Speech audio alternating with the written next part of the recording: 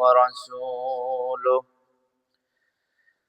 أما بعد فأعوذ بالله من الشيطان الرجيم. بسم الله الرحمن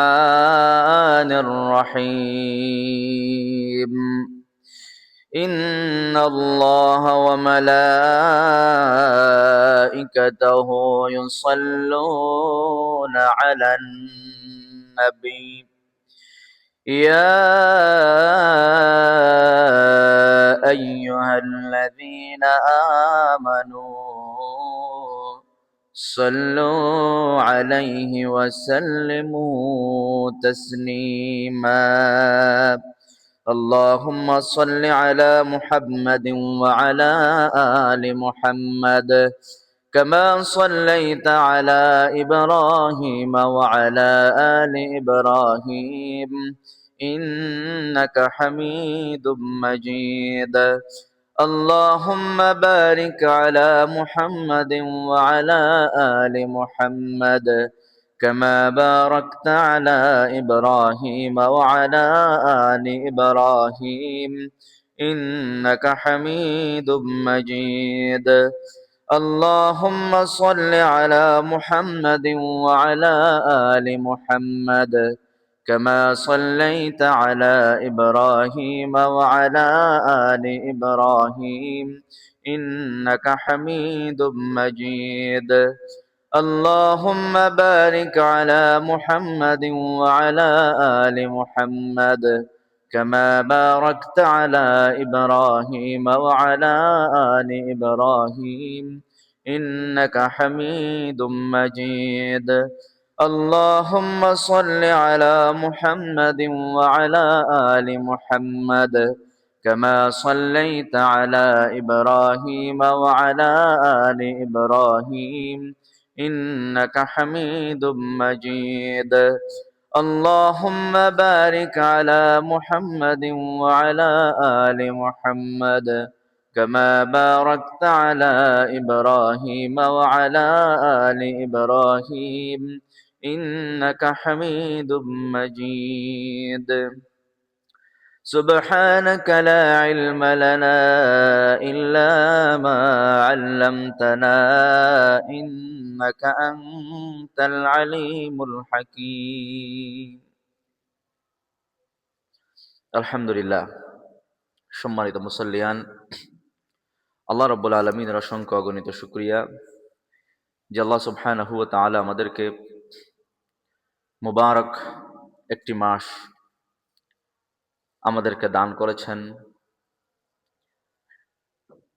আল্লাহ রাব্বুল আলামিন সুস্থ রেখে আমাদেরকে জুমার নামাজ আদায় করার জন্য মসজিদে প্রথম ভাগে আমাদেরকে আসার রব্বুল আলামিন আমাদেরকে তৌফিক দিলেন। আমরা আল্লাহর শুকরিয়া আদায় করি, আলহামদুলিল্লাহ।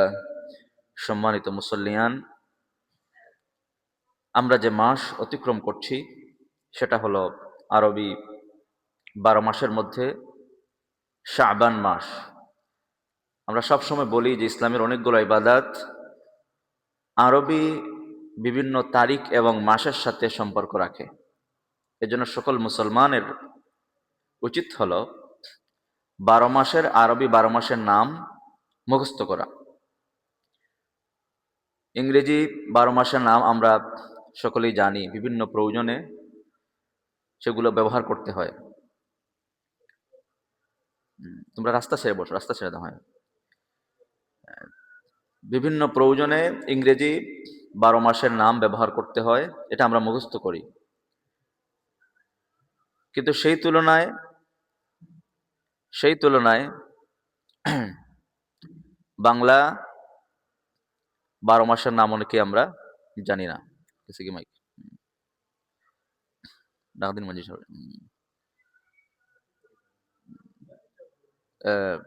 ইগু ঠিক আছে, ও বুঝছি, তাই ডাকলেন টিয়া গেলে কিন্তু সেই তুলনায় বাংলা 12 মাসের নাম আমরা অনেকে জানি না। আর আরবি 12 মাসের নাম তো অনেকেই আমরা জানি না। এটি আমাদের দুঃখজনক বাস্তবতা। উচিত হলো আরবি 12 মাসের নাম মুখস্থ করা, যেহেতু এর সাথে অনেকগুলো ইবাদাতের সম্পর্ক রয়েছে। যখন ইসলামের গুরুত্বপূর্ণ একটা বিধান হলো ফরজ রোজা, এটাও একটা মাসের সাথে সম্পর্ক রাখে, সেটা হলো রমাদান মাস। এই রমজান মাসের আগে যে মাসটা আমরা এখন অতিক্রম করছি সেটা হলো শাবান মাস। এই শাবান মাসের সাথে অনেকগুলো বিষয়ের সম্পর্ক রাখে। শাবানকে শাবান বলে কেন নামকরণ করা হয়েছে? শাবানকে শাবান বলে এই কারণে নামকরণ করা হয়েছে। শেখ আব্দুল হক মুহাদ্দিস দেহলভী রহমতুল্লাহ আলাইহি তিনি বলেন, আনাস ইবনে মালিক রাদিয়াল্লাহু তাআলা আনহুর একটা বক্তব্য তিনি নিয়ে আসছেন ওনার কিতাব মা সাবাতা বিস-সুন্নাহ এর মধ্যে। তিনি বলেন, ইন্নামা সুম্মিয়া শাবানু লিআন্নাহু ইয়ানশাইবু ফিহি খায়রুন কাসীরুন লিস-সাইমি হাত্তা ইয়াদখুলাল জান্নাতা। যে শাবানকে শাবান বলে কেন নামকরণ করা হয়েছে? কারণ এই শাবান অর্থ শাবান শব্দ থেকে আসছে। এর অর্থ হলো বিস্তৃত হওয়া, ডালপালা ছড়িয়ে পড়া।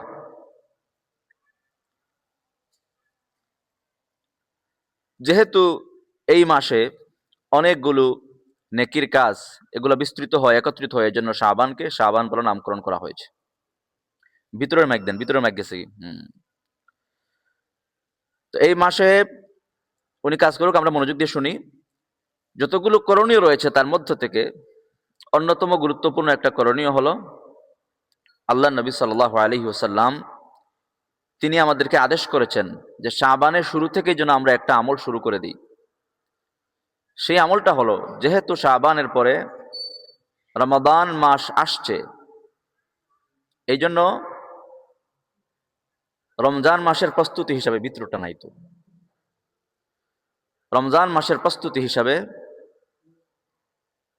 শাবান মাসে এর শুরু থেকেই রমজানের জন্য চাঁদকে গণনা করে রাখা, চাঁদের হিসাব রাখা, যে আজকে শাবানের কয় তারিখ, কালকে কয় তারিখ, এভাবে চাঁদের হিসাব রাখা। আল্লাহ নবী সাল্লাল্লাহু আলাইহি ওয়াসাল্লাম বলেন, আহসু হিলালা শাবানা লিরমাদানা, যে তোমরা শাবানের চাঁদকে গণনা করো রমাদানের জন্য। তাইলে প্রথম নাম্বার করণীয় হলো আমরা শাবানের শুরু থেকেই রমজান মাসের জন্য আমরা চাঁদকে গণনা করে রাখবো, প্রত্যেকটা দিন তারিখ আমরা গণব। আজকে শাবান মাসের 3 তারিখ 1447 হিজরি। তাহলে আজকে যদি 3 তারিখ হয় তাহলে রমজানের বাকি আছে আর কয় দিন? 27 দিন অথবা 26 দিনও হতে পারে। আগামীকাল 4 তারিখ, আর কয় দিন বাকি আছে? আর কয় দিন? এভাবে প্রত্যেকটা দিন তারিখ গণনা করে রাখা। আপনি ক্যালেন্ডারে লিখে রাখতে পারেন, মুখে মুখে গুনতে পারেন, এটা একটা সুন্নত। কয়েক কারণে এই আমলটা আমাদের করতে হবে। কয়েক কারণে এই আমলটা আমাদের সবাইকে করতে হবে। 1 নম্বর হলো, শাবানের চাঁদকে গণনা করে রাখার জন্য রাসূলুল্লাহ সাল্লাল্লাহু আলাইহি সাল্লাম আদেশ করেছেন। কে আদেশ করেছেন? রাসূলুল্লাহ সাল্লাল্লাহু আলাইহি সাল্লাম। তিনি বলেন আহসু, এটি আমরের সিগা, আদেশ সূচক শব্দ। আহসু, তোমরা হিসাব রাখো, গণনা করে রাখো, হিলালা শাবানা, শাবানের চাঁদের, লিরমাদান, রমজান মাসের জন্য। তাহলে এটা একটা কারণ যে আল্লাহ নবী সাল্লাল্লাহু আলাইহি ওয়াসাল্লাম আদেশ করেছেন। যদিও এই আদেশটা ফরজ ওয়াজিব এরকম কিছু নয়, বাধ্যতামূলক ফরজ নয়, কিন্তু নবী সাল্লাল্লাহু আলাইহি ওয়াসাল্লামের যেহেতু আদেশ, সুতরাং আদেশ পালন করার কারণে আপনি একটা সুন্নত পালনের সওয়াব পাবেন। এমন একটা সুন্নত যে সুন্নতের খুব একটা প্রচলন নাই আমাদের সমাজে। অনেকগুলো সুন্নতের উপর আমরা আমল করি, আবার অনেক সুন্নতের প্রচলন আমাদের সমাজে নেই। এটা হারিয়ে যাওয়ার সুন্নাহ, অর্থাৎ শাবান মাসের শুরু থেকে শাবানের চাঁদকে রমজানের জন্য গণনা করে হিসাব করে রাখা। তাহলে 1 নম্বর কারণ হলো, এটা আমরা কেন করব? আল্লাহ নবী সাল্লাল্লাহু আলাইহি ওয়াসাল্লাম আদেশ করেছেন। 2 নম্বর হলো যে এটা এমন একটা সুন্নাহ যে সুন্নতের প্রচলন আমাদের সমাজে খুব একটা নেই। 3 নম্বর হলো কেন আমরা চাঁদের হিসাব রাখবো। 3 নম্বর হলো এর মাধ্যমে রমজানের একটা আবহ সৃষ্টি হবে। আপনি যখন শাবানের চাঁদকে গণবেন, পরস্পরে জিজ্ঞাসা করবেন, বলে দিবেন, অন্যজন আপনাকে বলবে, এর মাধ্যমে রমজান মাস যে আসছে এটার একটা আবহ শাবানের শুরু থেকেই, অর্থাৎ রমজানের প্রস্তুতির জন্য শাবানের শুরু থেকেই রমজানের একটা আবহ, একটা পরিবেশ সৃষ্টি হবে। 4 নম্বর হলো রমজানের প্রস্তুতি নেওয়া আমাদের জন্য সহজ হবে। প্রতিদিন যখন আপনি গণবেন, কাউকে জিজ্ঞাসা করবেন, তো রমজানের পরিবেশ তৈরি হবে এবং রমজানের প্রস্তুতি আগ থেকে মানসিকভাবে প্রস্তুতি গ্রহণ করা আমাদের জন্য সহজ হবে। আর সবচেয়ে বড় কথা হলো এর মাধ্যমে একটা বড় দাওয়াতি কাজ হয়ে যাবে। অর্থাৎ আমি যখন কাউকে বলবো যে আজকে শাবানের 3 তারিখ, কালকে 4 তারিখ, এভাবে যখন পরস্পর আমরা বলা বলি করব, তো এর মাধ্যমে অন্যকে আপনি স্মরণ করাই দিলেন। এর মাধ্যমে দাওয়াতি কাজ করা, অন্যকে বলার যে উত্তম কথা, ভালো কথা পৌঁছে দেওয়ার যে সওয়াব, সেটি আপনি লাভ করবেন। তাইলে আমরা শুরুতেই জানলাম যে আমরা আজকে থেকে গোনা শুরু করব। ডাক দিবেন বাসায় গিয়ে ক্যালেন্ডারে যে আজকে শাবানের কয় তারিখ। কয় তারিখ বলেন তো? 3 তারিখ। আজকে শাবানের কয় তারিখ? সবাই বলেন কয় তারিখ? 3 তারিখ। তাহলে আজকে যদি 3 তারিখ হয়, তো রোজার আছে আর 27 দিন। কালকে বলবেন আজকে 4 তারিখ আর আছে 26 দিন। এরপরের দিন আজকে 5 তারিখ আর আছে 25 দিন। এভাবে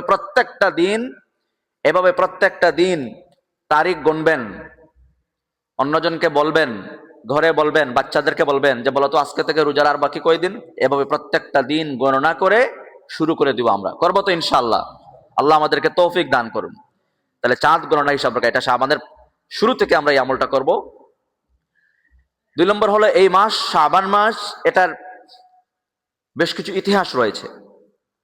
সবচেয়ে মজার ব্যাপার হলো যে রোজা ফরজ কোন মাসে রাখি আমরা? রমজান মাসে রোজা রাখি না? এই রমজানের ফরজ রোজা, এটার বিধান ফরজ হয়েছে শাবান মাসে। যে রমজান মাসে রোজা রাখতে হবে, ফরজ রোজা রাখতে হবে, এই যে ফরজ বিধানটা আসছে কোন মাসে? শাবান মাসে। ইমাম নবী রহমতুল্লাহ আলাইহি বলেন যে 2য় হিজরির শাবান মাসে রোজা যে ফরজ হয়, এই বিধানটা আসছে যে রমজান মাসে রোজা রাখতে হবে, 1 মাস পরে রোজা আসছে। আর শাবান মাসের আরো একটা ইতিহাস হলো কিবলা পরিবর্তন, তাহউইলুল কিবলা। মদিনায় যাওয়ার পরে আল্লাহ নবী সাল্লাল্লাহু আলাইহি ওয়াসাল্লাম মক্কায় থাকাকালীন কি বলে বাইতুল মাকদিসের দিকে মদিনায় গিয়েও শুরুতে এভাবে আদায় করেছেন। তারপরে শাবান মাসে আল্লাহ রাব্বুল আলামিনের পক্ষ থেকে আদেশ আসছে যে আপনার কিবলা এখন ঘুরে দেন, আবার কাবার দিকে কিবলা করেন। আর অনেক ইতিহাস রয়েছে এই মাসের। 2 নম্বর আমাদের করণীয় হলো এই মাসের যে আল্লাহ নবী সাল্লাল্লাহু আলাইহি ওয়াসাল্লাম এই মাসে সবচেয়ে বেশি যে আমলটা করতেন, সেটা হলো তিনি নফল রোজা রাখতেন। কি রাখতেন? নফল রোজা সবচেয়ে বেশি রাখতেন শাবান মাসে। নবী আলাইহিস সালাম নফল রোজা কেন রাখতেন? এর কয়েকটা কারণ তিনি বলেন। যে তিনি বলেন এটা এমন একটা মাস, যালিকা শাহরুন ইয়াগফুলুন নাসু ওয়া তুরাদুল আমালু ইলা রাব্বিল আলামিন, আও কামা ক্বালা আলাইহিস সালাম। যে এই মাসে মানুষরা গাফেল হয়ে যায়, অলস হয়ে যায়, যে সবাই অপেক্ষায় আছে যে রমজান আসবে, ইবাদত করব। আর এর আগে আমাদের যে মাসটা শেষ হলো,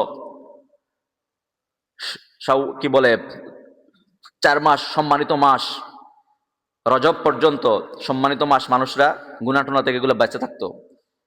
আর মধ্যখানে শাবান মাসে একটু অলস হয়ে পড়তো, ইবাদতের প্রতি গাফেল হয়ে যাইতো। নবী আলাইহিস সালাম বলেন মানুষরা গাফেল হয়ে যায়, উদাসীন হয়ে যায়। আর শাবান মাসে বান্দার আমলনামা আল্লাহর সামনে পেশ করা হয়। যারা দোকানদার আছেন, ব্যবসায়ী, তো ডেইলি একটা হিসাব মিলান যে সারাদিনে কত আয় হলো, কত ব্যয় হলো, বকেয়া কত আছে, একটা হিসাব মিলান সন্ধ্যার সময় বা বিকালে, রাত্রে, যার যার টাইমে। কেউ কেউ সাপ্তাহিক হিসাব করেন, যে সারা সপ্তাহের আয় ব্যয় হিসাব করেন। কোনো দোকান বা ব্যবসা প্রতিষ্ঠান বা যে কোনো প্রতিষ্ঠান, কেউ মাসিক একটা হিসাব মিলান, যে এই মাসিক রিপোর্ট পেশ করা হয়, বিভিন্ন বিষয় থাকে। আর কেউ কেউ বার্ষিক হিসাব মিলান, যে সারা বছরের আয় ব্যয় বিভিন্ন বিষয়ে, বিভিন্নভাবে বিভিন্ন প্রতিষ্ঠান পরিচালনা করা হয়। তা আমরা যত আমল করি, নেকির কাজ করি বা গুনাহের কাজ করি, আল্লাহ রাব্বুল আলামিনের সামনে ফেরেশতারা রিপোর্ট পেশ করেন, আমাদের আমলনামা তুলে ধরেন। 4 ভাবে তুলে ধরা হয়, 4 ভাবে বান্দার আমলনামা আল্লাহর সামনে পেশ করা হয়। একটা হলো দৈনিক, প্রত্যেকটা দিন আমাদের আমলনামা আল্লাহর সামনে পেশ করা হয় 2টা সময়ে। ডেইলি হিসাব যায় আল্লাহর কাছে। দোকানদাররা যেমন বিকালে হিসাব মিলায়, সন্ধ্যার সময়, রাতের বেলা হিসাব মিলায় দোকান বন্ধ করার আগে, তো রব্বুল আলামিনের কাছে 2 সময় হিসাব যায়। রাসূলুল্লাহ সাল্লাল্লাহু আলাইহি ওয়াসাল্লাম বলেন, ইয়াতাআকাবুনা ফীকুম মালাইকাতুম বিল-লাইলি ওয়ান-নাহার ওয়া ইয়াজতামিউনা ফী সালাতিল আসরি ওয়া ইয়াজতামিউনা ফী সালাতিল ফাজরি ওয়া সালাতিল আসরি সুম্মা ইয়াখরুজুল লাযীনা বাতু ফীকুম ফায়াসআলুহুম ওয়া হুয়া আ'লামু বিহিম কাইফা তারাকতুম ইবাদি ফায়াকুলুন তারাকনাহুম ওয়া হুম ইউসাল্লুন ওয়া আতাইনাহুম ওয়া হুম ইউসাল্লুন।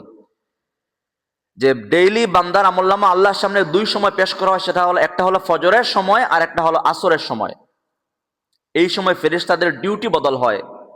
দিনের বেলা যারা ডিউটি করবেন তারা ফজরের সময় নামেন, সারাদিন ডিউটি করে দায়িত্ব পালন করে আসরের সময় তারা রব্বুল আলামিনের কাছে চলে যান।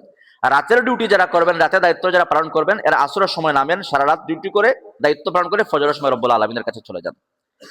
তো আল্লাহ তাআলা ফেরেশতাদেরকে জিজ্ঞাসা করেন, কাইফা তারাকতুম ইবাদি, আমার বান্দাদেরকে তোমরা কোন অবস্থায় রেখে আসছো? ওয়া হুয়া আ'লামু মিনহুম, রব্বুল আলামিন সবচেয়ে বেশি ভালো জানেন।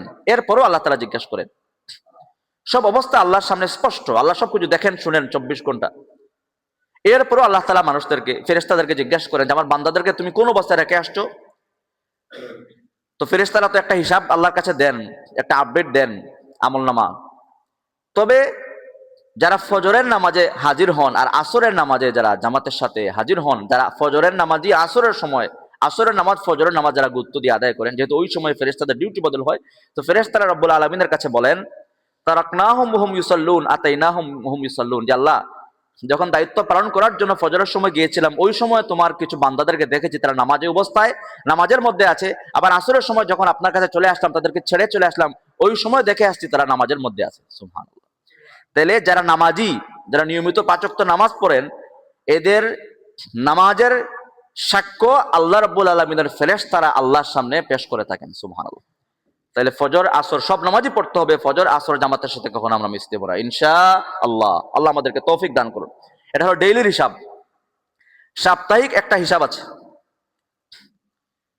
সপ্তাহের একটা হিসাব বান্দার আমলনামা আল্লাহর সামনে পেশ করা হয়। সহিহ মুসলিম শরীফ সহ বিভিন্ন হাদিসের কিতাবে আসছে। হাদিসটি আল্লাহ নবী সাল্লাল্লাহু আলাইহি ওয়াসাল্লাম বলেন, আন আবি হুরায়রা রাদিয়াল্লাহু তাআলা আনহু আন রাসূলুল্লাহ সাল্লাল্লাহু আলাইহি ওয়াসাল্লাম قال تعرض الاعمال يوم الاثنين ويوم الخميس,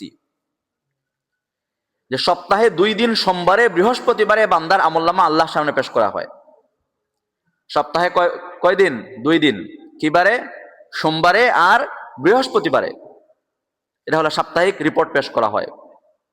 ফাউহিব্বু আন ইউরাদা আমালি ওয়া আনা সাইমুন, আল্লাহ নবী সাল্লাল্লাহু আলাইহি ওয়াসাল্লাম বলেন যে আমি পছন্দ করি, আমি ভালোবাসি এই কথা যে সোমবারে বৃহস্পতিবারে যেহেতু আমার আমলনামা আল্লাহর সামনে পেশ করা হয়, সুতরাং আমি পছন্দ করি আমার আমলনামাগুলো যেন রোজা অবস্থায় আল্লাহর সামনে তোলা হয়। সুবহানাল্লাহ। তাহলে ফেরেশতারা বলবেন যে এই আপনার অমুক বান্দার আমলনামা, তিনি আজকে রোজাদার।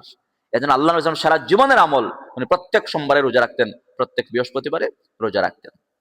এটা হলো সাপ্তাহিক। আগে পাইলাম দৈনিক, কোন 2 সময়? ফজরে আর আসরে। আর সপ্তাহে কিবারে কিবারে? সোমবার আর বৃহস্পতিবার। আর বার্ষিক আমলনামা, মাসিক নাই, পাওয়া যায় না বর্ণনায়। বার্ষিক আমলনামা কখন পেশ করা হয়? সেটা শাবান মাসে। এই শাবান মাসে আল্লাহ নবী সাল্লাল্লাহু আলাইহি ওয়াসাল্লাম বলেন যে বছরের মধ্যে শাবান মাসে বান্দার আমলনামা সমূহ রব্বুল আলামিনের সামনে পেশ করা হয়। তিনি বলেন ওয়া হুয়া শাহরুন তুরফাউ ফীহিল আমালু ইলা রাব্বিল আলামিন ফাউহিব্বু আন ইউরফা আমালি ওয়া আনা সাইমুন, যে এটা এমন একটা মাস যে এই মাসে বান্দার আমলনামা সমূহ যেহেতু আল্লাহর সামনে পেশ করা হয়, আমি পছন্দ করি এই কথা যে আমার আমলনামা সমূহ যেন রোজা অবস্থায় আল্লাহর সামনে তোলা হয়। সুবহানাল্লাহ। তাহলে 3 ভাবে পাইলাম, আমলনামা আল্লাহর সামনে পেশ করা হয়, রিপোর্ট পেশ করা হয়। একটা হলো দৈনিক, একটা সাপ্তাহিক, একটা বার্ষিক। বার্ষিক কোন মাসে? শাবান মাসে। বার্ষিক কোন মাসে? শাবান মাসে। যেটা আমরা এখন অতিক্রম করছি, আজকে শাবান মাসের 3 তারিখ। এখন বুঝেন গতানুগতিক জীবন চলবে না এই মাসে আমলে কিছু পরিবর্তন আনা দরকার আছে না নাই? অবশ্যই পরিবর্তন আনতে হবে, যেহেতু আমার আমলনামা আল্লাহর সামনে এই মাসে পেশ করা হচ্ছে, বার্ষিক রিপোর্ট আল্লাহর সামনে পেশ করা হচ্ছে। 4 নম্বরে বান্দার আমলনামা পেশ করা হয়, এটা চূড়ান্ত পর্যায়ে, এটা হলো মৃত্যুর পর। তখন আর দৈনিক, সাপ্তাহিক, মাসিক, দৈনিক, সাপ্তাহিক এবং বার্ষিক সব আমলনামা একত্রিত করে পুরা একটা বই, ডকুমেন্ট তৈরি করে বান্দার হাতে দিয়ে দেওয়া হবে, নাও এটা তোমার আমলনামা, ইকরা কিতাবাক, পড়ো। ونخرج له يوم القيامة كتابا يلقاه منشورا اقرأ كتابك كفى بنفسك اليوم عليك حسيبا। নাও এটা তোমার আমলনামা, দেখো তোমার আমলনামার হিসাব নেওয়ার জন্য রব্বুল আলামিন বলেন তুমি নিজেই যথেষ্ট। অর্থাৎ কোনো বিষয় সেখানে লুকোচুরি নাই। আপনি নামাজ কয় ওয়াক্ত পড়ছেন, গুনাহ কয়টা করছেন, কোনগুলা মাফ করাইছেন, কোনগুলা মাফ করাইতে পারেন নাই, সব রেকর্ডেড। মা লিহাযাল কিতাব লা ইউগাদিরু সগীরাতান ওয়ালা কাবীরাতান ওয়ালা আহসাহা। আশ্চর্য হয়ে মানুষরা বলবে এটা কোন ধরনের কিতাব আমার হাতে তুলে দেওয়া হলো, যেগুলো আমার মনে নাই, ছোট বড় সব রকম আমলনামার কি বলে ভান্ডার এখানে হাতে তুলে ধরা হলো। চার ভাবে বান্দার আমলনামা রব্বুল আলামিনের সামনে পেশ করা হয়। আমরা আল্লাহর কাছে দোয়া করি যতবার আমাদের আমলনামা আল্লাহর সামনে পেশ করা হবে, আমরা যেন ভালো মানুষ, ভালো ভালো কাজ, নেক অবস্থায়, নেকির কাজ করা অবস্থায় ভালো কাজের আমলনামার জন্য আল্লাহর সামনে পেশ করা হয়, ওইভাবে আমাদের সবাইকে আল্লাহ তাআলা চলার তৌফিক দান করুন।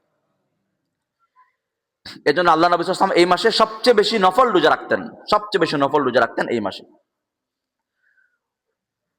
আয়েশা রাদিয়াল্লাহু তাআলা আনহা তিনি বলেন যে কানা রাসূলুল্লাহ সাল্লাল্লাহু আলাইহি ওয়াসাল্লাম ইয়াসুমু হাত্তা নাকুল লা ইফতির ওয়া ইফতির হাত্তা নাকুল লা ইয়াসুম ফামা রাআইতু রাসূলুল্লাহ সাল্লাল্লাহু আলাইহি ওয়াসাল্লাম ইসতাকমালা সিয়ামা শাহরিন ইল্লা রমাদান। পুরো এক মাস রোজা রেখেছেন একমাত্র রমজান মাসে, ফরজ রোজা।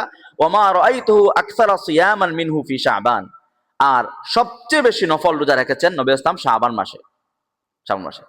এজন্য আমরা নফল রোজা রাখা শুরু করে দিই ইনশাআল্লাহ। শাবান যেহেতু আজকে 3 তারিখ, এটা অপেক্ষা করবেন না যে রোজা আসুক আর রাখবনি ইনশাআল্লাহ, না, এখন থেকে আমরা শুরু করি নফল রোজা রাখা ইনশাআল্লাহ। আয়েশা রাদিয়াল্লাহু তাআলা আরো বলেন যে কানা আহাব্বু শুহুরি ইলা রাসূলিল্লাহি সাল্লাল্লাহু আলাইহি ওয়াসাল্লাম আন ইয়াসুমাহু শাবান। আল্লাহ নবী সাল্লাল্লাহু আলাইহি ওয়াসাল্লাম নফল রোজা রাখার জন্য সবচেয়ে পছন্দ করতেন শাবান মাসে। শাবান মাসে কেন রাখতেন? এখন তো একটা কারণ বললাম, আল্লাহর সামনে আমলনামা পেশ করা হয়, রিপোর্ট পেশ করা হয়। আর আরেকটা কারণ হলো ইয়াগফুলুন নাসু আনহু, মানুষ এই মাসে অলস হয়ে পড়ে, খুব একটা ইবাদত বন্দেগী করতে চায় না। তো যখন মানুষ ইবাদত করবে না, আপনি যদি ইবাদত করেন সেটার সওয়াব বেশি হবে। তাহাজ্জুদের নামাজের সওয়াব সবচেয়ে বেশি। কেন কেন তাহাজ্জুদের সময় দোয়া কবুল হয়? কেন তাহাজ্জুদের সওয়াব সবচেয়ে বেশি? কারণ তাহাজ্জুদের সময়ে শেষ রাত্রে সমস্ত মানুষ ঘুমিয়ে আছে, সবাই আরামের মধ্যে আছে, ঘুমন্ত অবস্থায় আছে। ওই সময় আপনি আরামের ঘুমকে ত্যাগ করে আপনি ওযু করে কষ্ট করে জায়নামাজে বসে যখন 2 রাকাত নামাজ পড়বেন, সেটার সওয়াব অবশ্যই সব রকম নফল আমল থেকে সেটার সওয়াব রব্বুল আলামিনের কাছে দামি এবং অনেক বেশি। এজন্য তাহাজ্জুদের সওয়াব বেশি। এই সময় দোয়া কেন কবুল হয়? কারণ সমস্ত মানুষ ঘুমের মধ্যে, আপনি আল্লাহর কাছে হাত তুলে দোয়া করেন যে আল্লাহ, সমস্ত মানুষ ঘুমিয়ে আছে, আমি তোমার কাছে হাত উঠাইলাম। রব্বুল আলামিন বলেন বান্দা তোমার যত চাওয়া আছে, যত ইচ্ছা আছে, যত রকম চাওয়া আছে আমার কাছে বলো, আমি আল্লাহ তোমাকে সব দেওয়ার জন্য প্রস্তুত রয়েছে। সুবহানাল্লাহ। তাইলে মানুষ যখন অলস, সেই অবস্থায় ইবাদত করলে সেটা বেশি কবুল হয়। যেহেতু এই মাসে মানুষ অলস হয়ে পড়ে, আল্লাহ নবী সাল্লাল্লাহু আলাইহি ওয়াসাল্লাম বলেন সুতরাং এই মাসে আমি পছন্দ করি যে আমার সবচেয়ে বেশি যেন রোজা রাখতে পারি, আল্লাহর সামনে রোজা অবস্থায় যেন আমলনামা পেশ করা হয়। তাহলে আমরা নফল রোজা রাখার একটা শক্ত নিয়ত করি ইনশাআল্লাহ। অনেক ভাইয়েরা আছেন গত রমজানে রোজা রাখছেন ফরজ, আর সারা বছর আর নফল রোজার খবর নাই। এটা উচিত নয়। সোমবার, বৃহস্পতিবার রোজা রাখবেন। প্রত্যেক মাসের 13, 14, 15 তারিখ আল্লাহ নবী সাল্লাল্লাহু আলাইহি ওয়াসাল্লাম আরবি মাসের, এটাকে আইয়ামে বীজ বলে, রোজা রাখতেন, নফল রোজা রাখতেন।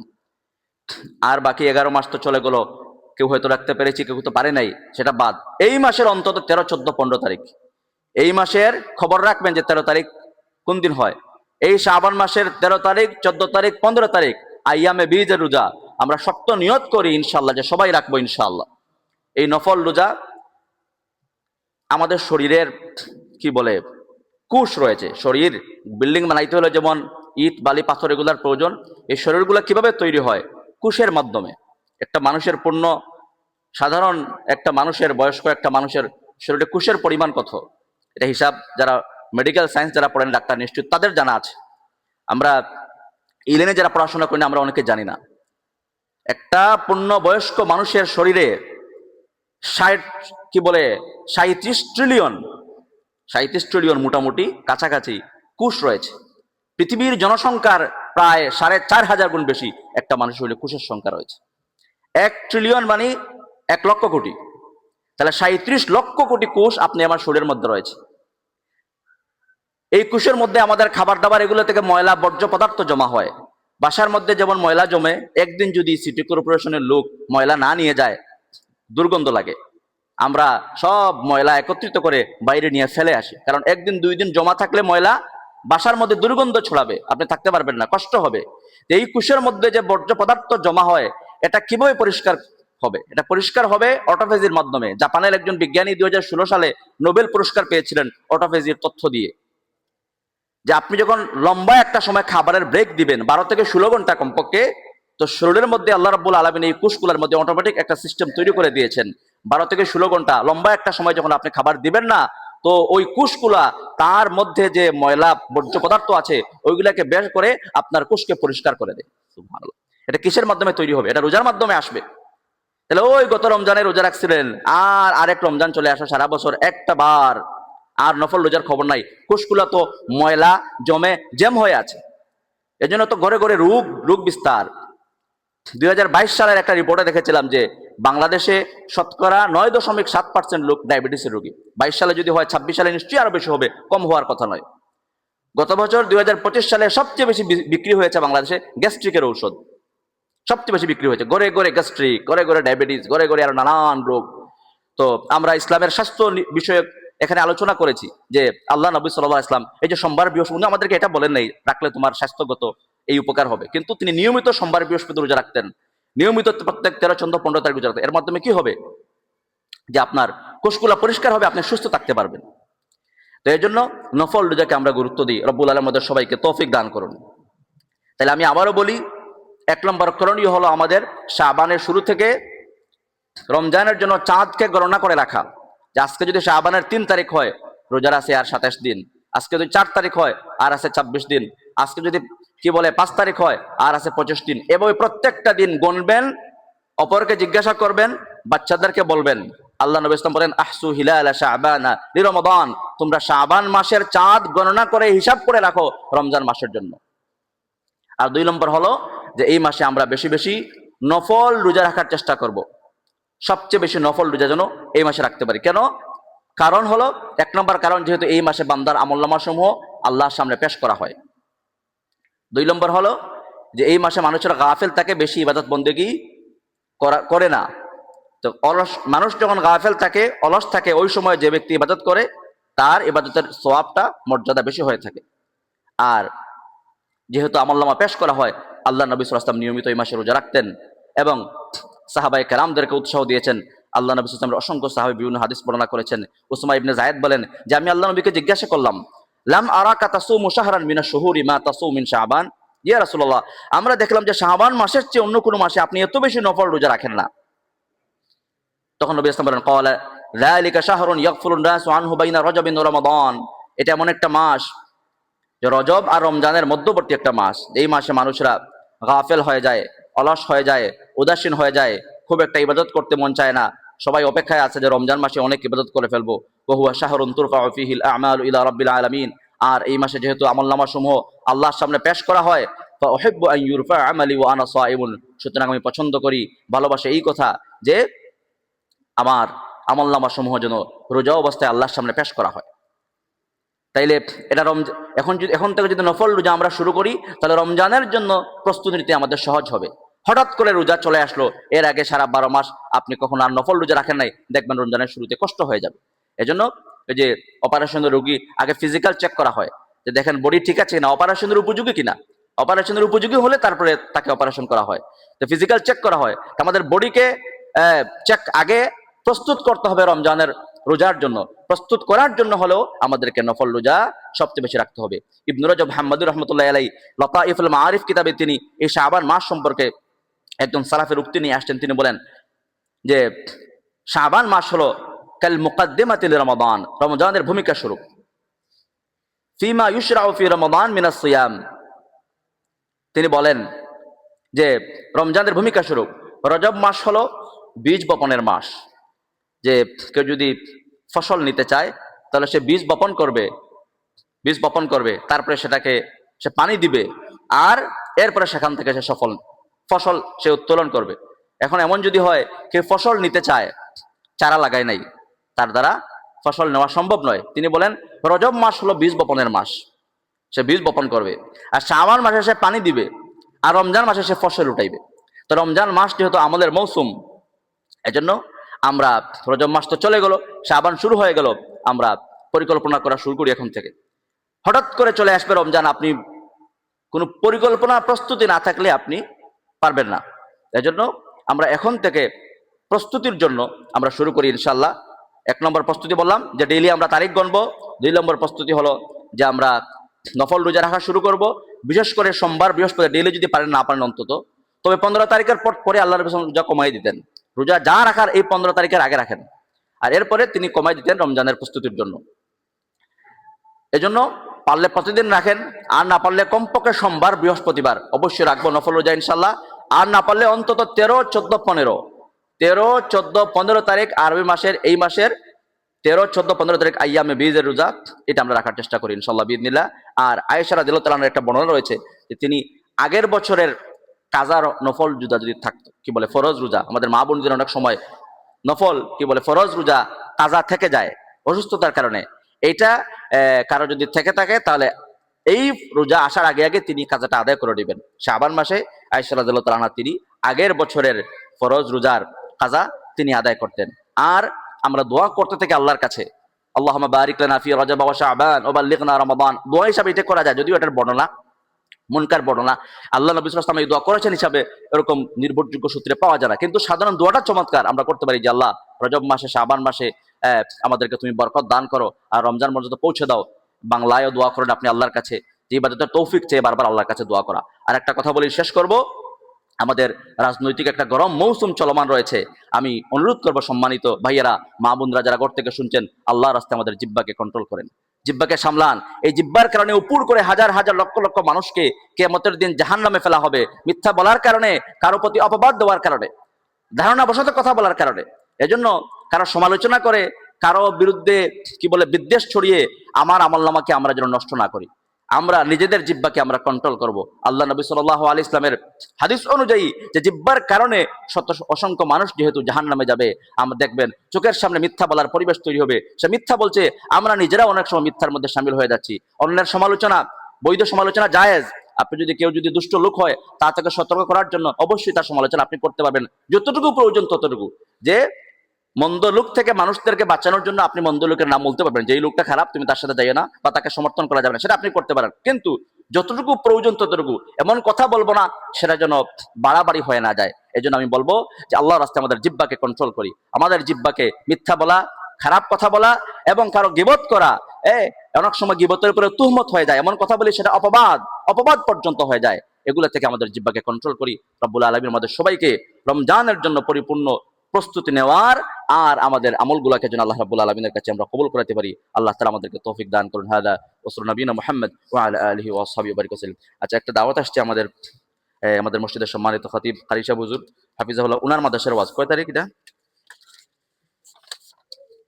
25 জানুয়ারি। বড় উনার পীর সাহেব হুজুর আসবেন, আপনাদের সকলের দাওয়াত দিয়ে